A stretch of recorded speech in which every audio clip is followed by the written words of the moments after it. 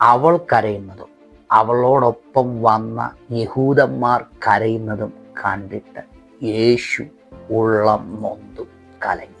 പരിശുദ്ധാത്മാവ് പറയുന്നു, പ്രാർത്ഥിക്കുന്നവർ, ദൈവപാദപീഠത്തിൽ ഇരിക്കുന്നവർ, അവരെ അറിയുന്ന ഒരു കർത്താവുണ്ട്.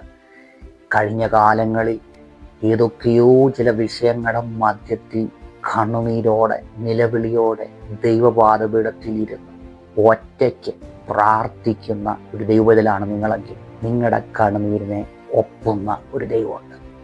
മറിയ ആ വീട്ടിൽ നിന്ന് വരുന്നിടം വരെ മാർത്ത തന്നെ എതിരേറ്റ സ്ഥലത്ത് തന്നെ യേശുവായിരുന്നു. അവളും അവളോടൊപ്പമുള്ള യഹൂദന്മാർ വന്നു കഴിഞ്ഞപ്പോഴാണ് ദൈവത്തിൻ്റെ ഒരു അത്ഭുത പ്രവൃത്തി കർത്താവ് അവിടെ ചെയ്തത്.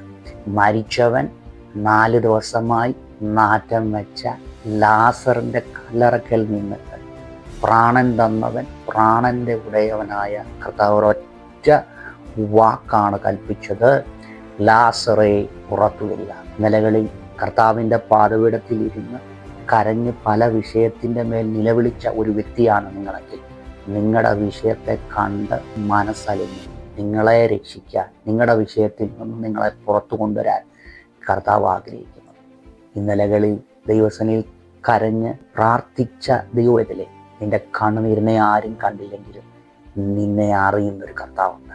നിനക്ക് വേണ്ടി അവൻ നിന്റെ സാഹചര്യങ്ങൾ ഇറങ്ങി വന്ന് പ്രാണന്റെ ഉടയവനായ ആ കർത്താവ് ഒരൊറ്റ വാക്കുകൊണ്ട് ആ ലാസറിനെ പുറത്തു കൊണ്ടുവന്നു.